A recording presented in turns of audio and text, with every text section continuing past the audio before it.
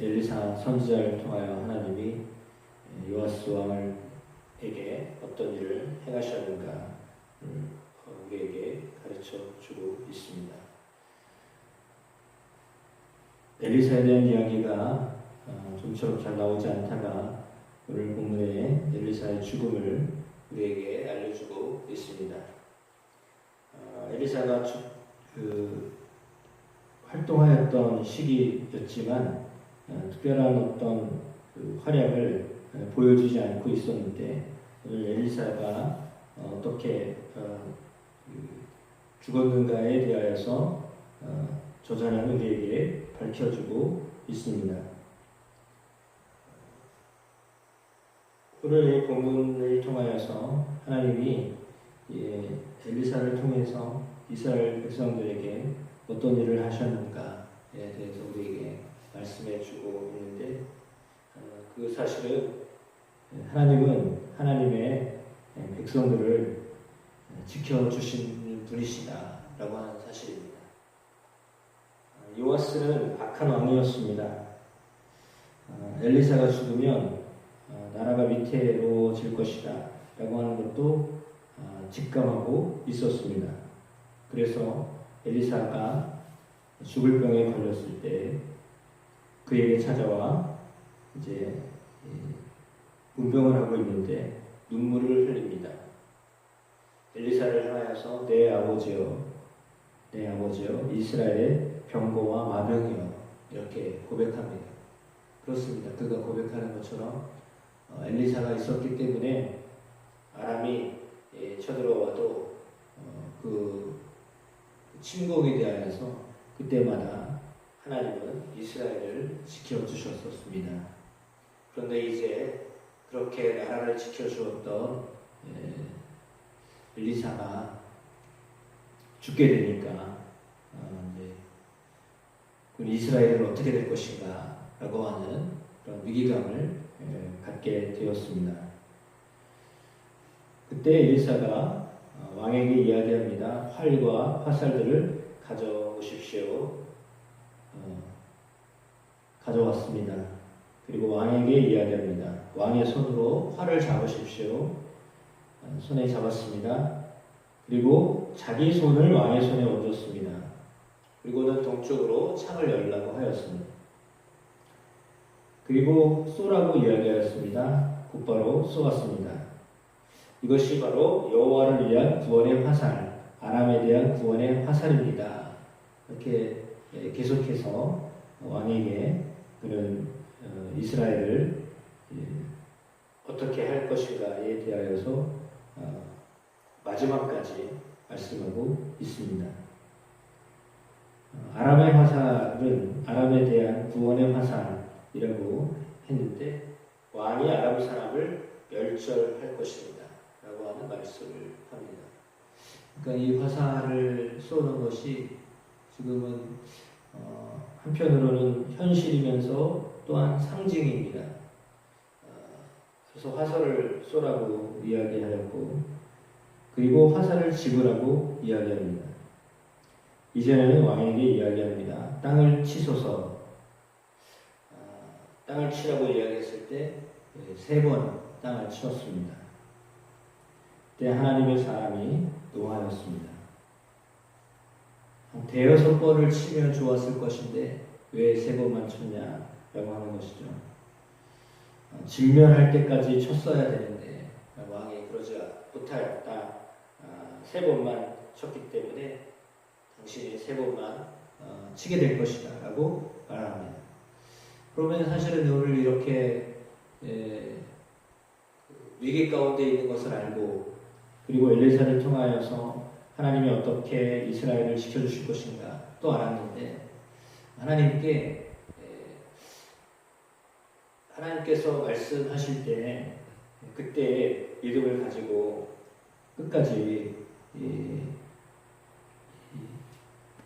믿음의 소원을 아뢰었어야 됐습니다. 그런데 이 땅을 치는 과정에서 3번만 쳤다라고 하는 것은 어찌 보면 그는 3번의 승리로만 만족하고 더 커다란 이런 이 전쟁의 승리를 꿈꾸지 않았다라고 하는 것을 말합니다. 그래서 그에 대해서 하나님의 사람이 노를 바라였습니다. 실제로 요아스가 아람을 이깁니다. 그래서 이스라엘의 부흥기를 열었습니다. 그 아들 여로보암 2세는 북이스라엘의 전성기를 이루었습니다. 그래서 강력한 어떤 군사력과 경제력을 갖추게 되었습니다. 요아스 그는 우상 숭배한 사람입니다. 그렇지만 엘리사를 통해서 하나님의 권능을 보여주셨습니다. 그러니까 이것은 뭘 의미하냐면 믿은 건 아니거든요. 인정만 했어요. 인정만 했는데도 하나님이 역사하셨어요. 믿지는 않았거든요. 대부분 사람들이요, 인정은 해요. 근데 인정은 또 안 할 때가 많아요. 하나님이 하신 일인데 이거 하나님이 하신 거야 라고 말해도 그걸 인정을 안 해요. 믿으라는 얘기도 아니고 인정하라는 얘기인데 인정조차도 안 하려고 그래요. 그게 무슨 하나님이 하신 거야. 이거 그냥 우연히 이루어진 거지. 자연스러운 일이지. 이거 하나님이 한 거 아니야. 네가 뭐 기도했다고 된 거야? 아니야. 이거는 그냥 되어진 거야. 우리가 다 원하는 거잖아. 그러니까 이루어진 거지. 그거는 하나님이 하신 일이라고 말하지 마. 그렇게 하지 마. 이제 사람들은 그렇게 하나님을 인정하려고 하지 않거든요. 그러니까 하나님이 하신 일을 보면서도 그걸 인정을 안 하려고 해요. 그 수준도 안 되는 거죠. 사람들의 수준이요. 그 수준도 안 되는 거예요. 무슨 하나님이야. 하나님이 하셨으면 그런 일을 하셔. 내가 믿는 신도 이런 일을 할 수 있어.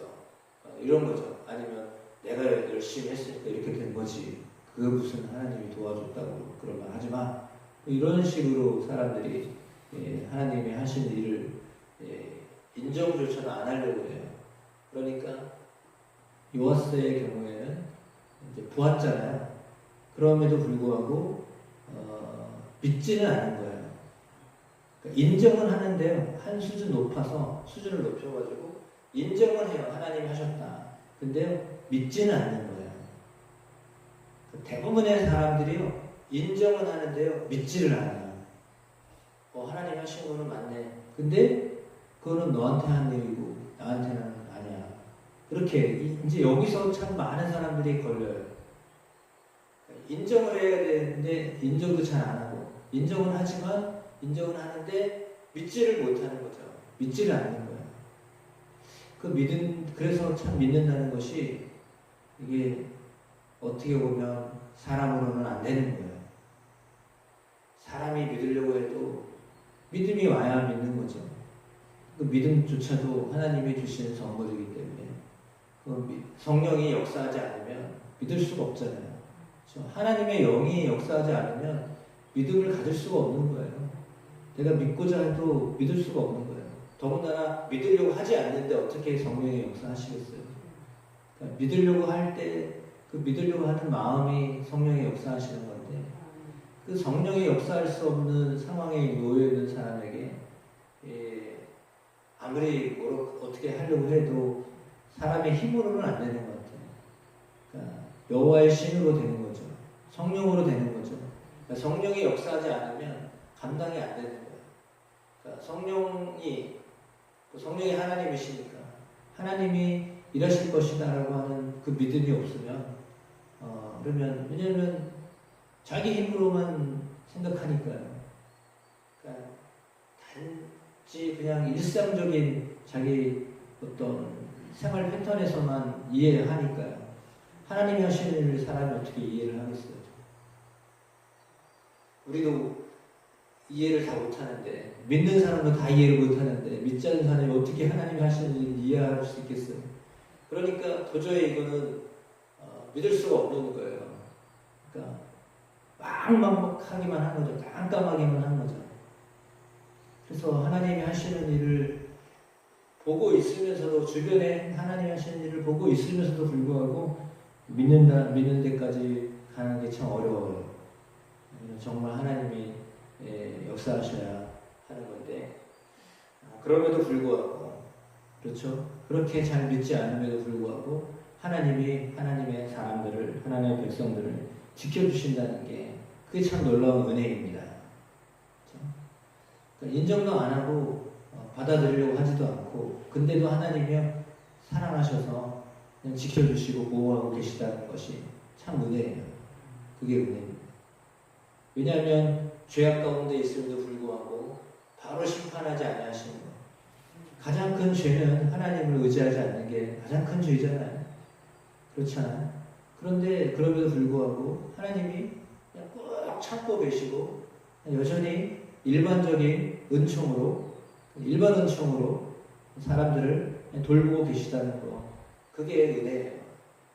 그것이 은혜인데 그거를 사람들은 모르고 살아가는 거죠. 그냥 이렇게 다 이렇게 사는 거다라고 사는데 그렇지 않습니다.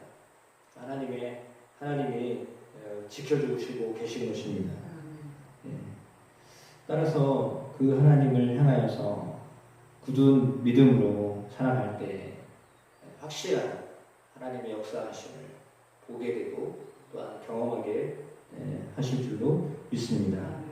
그러니까 죄가 있음에도 불구하고 언약을 지켜주시는 하나님, 그 하나님이 너무나 감사할 수밖에 없습니다. 그래서 하나님 우리에게 하시는 일에 대해서 하나님은 참으로 놀랍게 매번 말씀드리지만 완전히 성숙한 사람, 완벽한 사람만 쓰시는 하나님이 아니에요. 때로는 잘 인정하지도 않고 때로는 잘 믿지도 않는데 그럼에도 불구하고 하나님이심을 보여주세요. 알게 하세요. 왜냐하면 믿게 하도록 하기 위해서, 그러니까 하나님은요 믿음을 갖도록 하기 위해서요 잘 이렇게 믿지 않는 사람에게도 하나님께 기도하면, 그러니까 이게 어떻게 보면 참 아이러니한 거예요. 믿음이 없는데 기도해도 하나님이 그 기도를 들어주세요. 잘 믿지 않는데도 기도하면 하나님 그걸 들어주시거든요. 왜요? 믿음을 갖도록 하기 위해서. 믿음을 갖도록 하기 위해서 기도하면 그걸 들어주시거든요. 그렇다면 그것은 그를 하나님이 사랑하시기 때문입니다. 하나님 너무 사랑하시기 때문에 믿음이 없어도 그걸 기도하면 들어주셔요. 그러니까 뭐 이스라엘의 역사를 봐도 그렇고 왕들의 역사를 우리가 계속 보는 것처럼 그냥 정신 차려가지고 한번 기도했는데 하나님 그 기도를 들어주셔요. 왜? 하나님이 어떤 분인가를 체험하도록 하기 위해서, 알게 하도록 하기 위해서입니다. 그러니까 사람들이 어쩌면 그렇게 하나님을 향하여서 계속 기도할 수만 있으면, 그래서 하나님이 어떤 분인지를 점점 더 가까이 다가오게 되고 정말 믿게 된다면, 그러면 정말 믿음으로 구원을 얻는 은혜가 있게 됩니다. 그러니까 기도에서 응답을 받는다라고 하는 것이요, 하나님이 사랑하신다는 의미인데 하나님이 사랑하시는 것과 구원을 얻는 것과는 또 차원이 또 다른 것 같아요. 그러니까 하나님이 다 사랑하시죠. 하나님이 악인도 사랑하시고 죄인도 사랑하시고, 하나님 사랑하지 않는 사람이 어디 있겠어요? 다 사랑하셔요. 왜요? 지옥 가는 것을 원하지 않기 때문에. 하나님의 사랑으로, 하나님의 백성으로 살기를 원하시기 때문에 하나님이 어쩌면 무차별적으로 사랑하시는 겁니다. 다 사랑하시는 겁니다. 누군가는 사랑하고 누군가는 사랑하지 않는 것이 아니라 일반적으로 다 사랑하시는 겁니다. 그러니까 모든 사람들이 다 태어나서 죽을 때까지 뭐 어떤 요인으로 죽든지 그는 하나님의 사랑을 받으며 사는 겁니다. 그럼에도 불구하고 하나님을 믿느냐 믿지 않느냐는 또 다른 차원입니다. 왜냐하면 구원의 관계에 있기 때문에, 구원에 관한 한에 대해서는 믿음이 있어야 구원을 얻는 거지 기도 응답이 있었다라고 해서 구원 얻는 게 아니거든요. 근데 여기서 착각이 올 수 있어요. 아, 나는 이렇게 기도했었고 그때마다 하나님이 들어주셨고 그러니까 나는 구원 받을 거야. 근데 사실은 속에서는 믿음이 없는 거죠. 그러니까 믿음이 없어도 하나님이 사랑하시기 때문에 응답을 하세요. 기도에 응답을 하세요.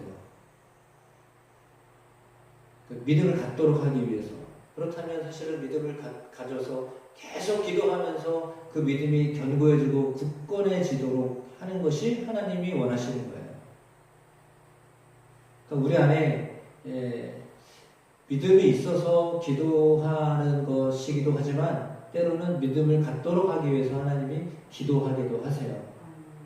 그러니까 기도하면 계속 하나님이 역사하시는 것을 깨닫게 되잖아요. 알게 되잖아요. 이게 그냥 우연이 된 게 아니고 내 실력 때문에 된 게 아니고 환경이 좋아져서 된 게 아니라 내가 기도해서 하나님이 그것을 응답하시는구나. 그래서 그 믿음이 생겨나면 그 믿음으로 구원을 얻게 되는 거죠.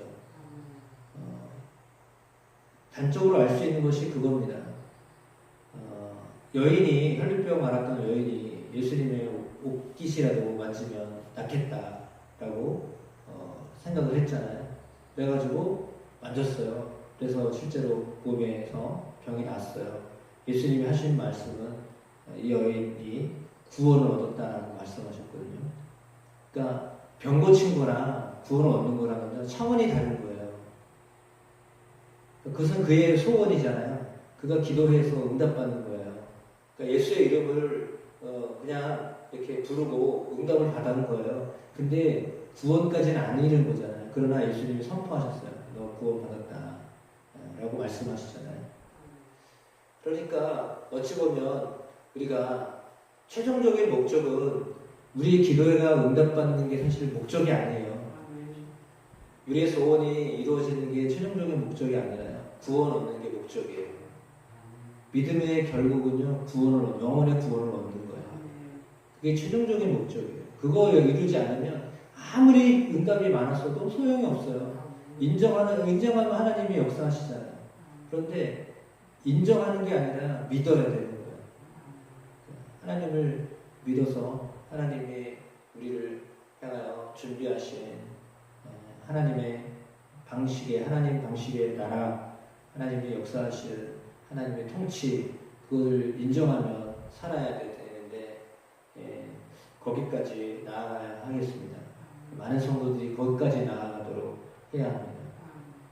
하나님의 주권을 인정하고 하나님 다스리시는 그 나라 속에 들어가는 그런 삶을 살도록 하는 것, 그것이 주님이 원하시는 믿음을 가진 사람들이 살아가는 방식이잖아요.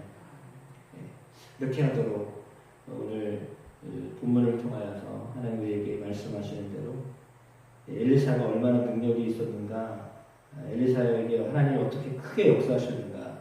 그가 죽었지만 그래서 장사 치렀잖아요. 뼈에 닿는데요, 신체가 다시 일어났대요.